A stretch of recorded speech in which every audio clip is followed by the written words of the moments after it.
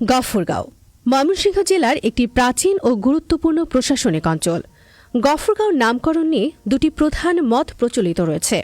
একটি মতে এই এলাকার নাম এসেছে গফর শাহ নামক একজন সুফি দরবেশের নাম থেকে।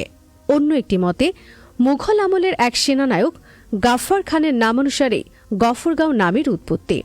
তবে গফরগাঁও পৌরসভা ও বাংলাদেশ সরকারের তথ্য অনুযায়ী দরবেশ গফর শাহের নাম থেকেই গফরগাঁও নামকরণের সম্ভাবনাই সবচেয়ে বেশি গ্রহণযোগ্য।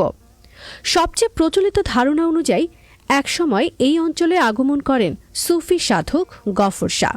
তার নামানুসারেই এলাকাটি পরিচিতি পায় গফরগাঁও নামে। অন্যদিকে কিছু ঐতিহাসিকের মতে মুঘল সেনাপতি রাজা মানসিংহ ও বাংলার 12 ভূঁইয়াদের মধ্যকার যুদ্ধকালীন সময়ে গাফফার খান নামক এক মুঘল সেনানায়কের নাম থেকেও এই অঞ্চলের নামকরণ হয়ে থাকতে পারে। নামকরণ নিয়ে মতভেদ থাকলেও গফরগাঁওয়ের ইতিহাস যে বহু প্রাচীন তা নিয়ে কোনো সন্দেহ নেই। 1813 সালে ময়মনসিংহ জেলার তৎকালীন জেলা কালেক্টর রবার্ট মিটফোর্ডের নির্দেশে পাইক ও বরকন্দাজ নিয়ে এখানে একটি থানা স্থাপন করা হয়। এই থানার প্রতিষ্ঠার মাধ্যমে গফরগাঁও একটি গুরুত্বপূর্ণ প্রশাসনিক কেন্দ্র হিসেবে পরিচিতি লাভ করে। এখন আসি জনপ্রতিনিধিত্বের ইতিহাসে। 1991 সালে বাংলাদেশ আওয়ামী লীগ থেকে সংসদ সদস্য নির্বাচিত হন আলতাফ হোসেন গোলন্দাজ। 1996 সালের ফেব্রুয়ারিতে বাংলাদেশ জাতীয়তাবাদী দল থেকে নির্বাচিত হন ফজলুর রহমান সুলতান। একই বছরের জুনে বাংলাদেশ আওয়ামী লীগ থেকে পুনরায় সংসদ সদস্য নির্বাচিত হন আলতাফ হোসেন গোলন্দাজ। 2001 সালেও আলতাফ হোসেন গোলন্দাজ বাংলাদেশ আওয়ামী লীগ থেকে নির্বাচিত হন। 2008 সালে বাংলাদেশ আওয়ামী লীগ থেকে সংসদ সদস্য হন গিয়াসউদ্দিন আহমেদ। 2014 সালে বাংলাদেশ আওয়ামী লীগ থেকে নির্বাচিত হন ফাহমি গোলন্দাজ বাবেল। 2018 সালে পুনরায় ফাহমি গোলন্দাজ বাবেল বাংলাদেশ আওয়ামী লীগ থেকে সংসদ সদস্য নির্বাচিত হন এবং সর্বশেষ 2024 সালে বাংলাদেশ আওয়ামী লীগ থেকে আবারও সংসদ সদস্য নির্বাচিত হন ফাহমি গোলন্দাজ বাবেল। এবার শুনব ত্রয়োদশ জাতীয় সংসদ নির্বাচনে গফরগাঁওয়ের জনগণের ভোট নিয়ে জনমত। এবারের নির্বাচনে আইন শৃঙ্খলা এবং প্রশাসনের কেমন ভূমিকা থাকা প্রয়োজন একটা সুষ্ঠু নির্বাচনের জন্য? একটা সুষ্ঠু নির্বাচন একটা দেশের জন্য খুবই গুরুত্বপূর্ণ। সেই জন্য আইন শৃঙ্খলা বাহিনীকে গুরুত্বপূর্ণ ভূমিকা পালন করতে হবে, কারণ তারা যদি গাফিলতি করে সেটি আমাদের জাতির জন্য কিন্তু দুর্ভাগ্যজনক এবং জাতির জন্য একটা কষ্ট বয়ে আনবে বলে আমি মনে করি।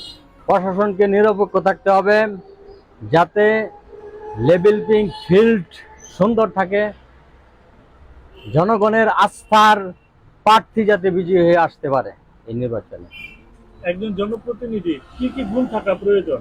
আপনি কি নতুন মুখ চান না পুরাতন মুখ চান? আর কি গুণ প্রয়োজন? একজন জনপ্রতিনিধি একটা দেশের দিক নির্দেশক, সুতরাং তার ভালো কোয়ালিটি দরকার, গুণাবলী দরকার, যাতে মানুষের যে চাহিদা সেই চাহিদা পূরণ করতে পারে, দেশকে উন্নত করতে পারে, দেশকে বিশ্বের মাঝে রিপ্রেজেন্ট করতে পারে।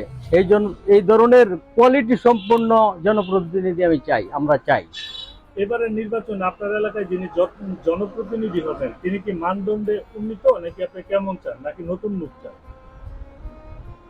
আমি শিক্ষিত এবং মানুষের পাশে থাকে, মানুষের কষ্ট বুঝে এই ধরনের জনপ্রতিনিধি চাই, যার ফলে আমাদের দেশে, আমাদের এলাকায়, বিশেষ করে আমাদের এলাকায় মানুষের আশা আকাঙ্ক্ষা পূরণ হয়, সেই ধরনের জনপ্রতিনিধি আমি চাই।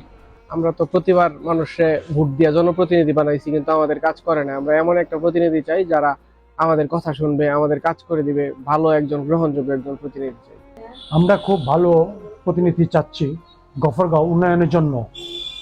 সেটাই আমরা সামনে নির্বাচন আসছে, সেটাই আমরা লক্ষ্য করছি যে একটা সুষ্ঠু নিরপেক্ষ নির্বাচন হইলেই আমরা আমাদের যে গফরগাঁও বাসী আছেন সেই পরিপ্রেক্ষিতে আমরা একদম সুষ্ঠু নির্বাচন চাই। আমরা ভালো একটা প্রতিনিধি চাই। আমরা নতুন মুখ আর পুরান মুখ সেনে কথা নয়, কথা হচ্ছে যে আমরা উপযুক্ত এমন একজন ব্যক্তি চাই যেটা আমাদের গফরগাঁও উন্নয়ন করতে পারেন, সেরকম আমরা একটা লোক চাই।